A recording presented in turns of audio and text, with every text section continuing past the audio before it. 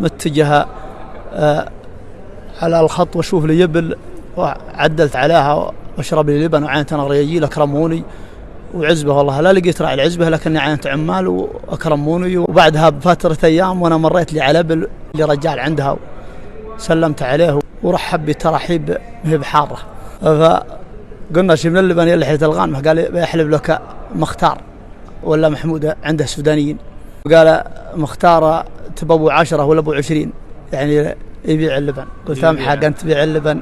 قال لي هو حرام ولا هو؟ سألت من العزبة الأول من هيله، قالوا هيله هيف بن عبود القحطاني.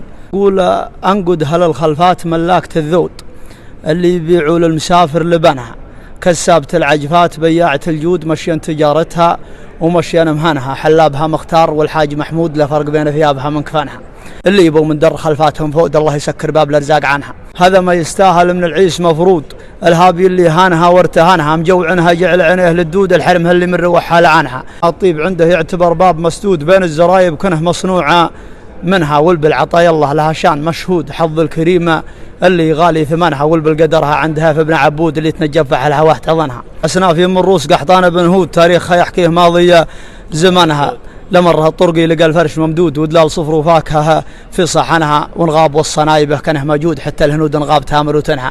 يلا عسى الاجواد من زود في زود.